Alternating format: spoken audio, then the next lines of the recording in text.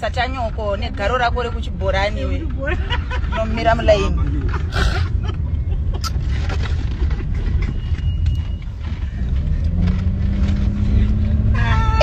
Mira life ngaipere ndifambe nchudza vanhu kuti hamuna anokuclaima iwo kana by mistake. Kana anoku by mistake shamwari.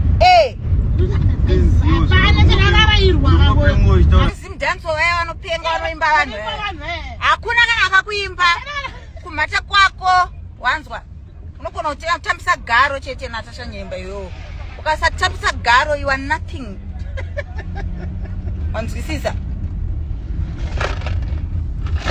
Bloke ushi. Kanzi watu timbloke. Iwe musikana wewe usekuru nekubatika kwa unoita kuya wosheka na munano aro kana I think Jedi Hulengende and Malloti vane crush neni because azvicha make sense right now. Song ya manyora ina yekuti Natasha Nyemba yo ndiye kuti chi.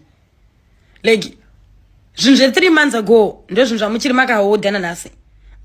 I think makutongondidawo zvenyu mukutongoona muchilaza Nyemba imi. Ndo zvandakutongona. Munenge muda kutondilaza mese muri two because azvi make sense. Azvitombo make sense. Muchiri kuinvolve star rangu pa masongs enyu. Muchiri kundi ataka pa masongs enyu.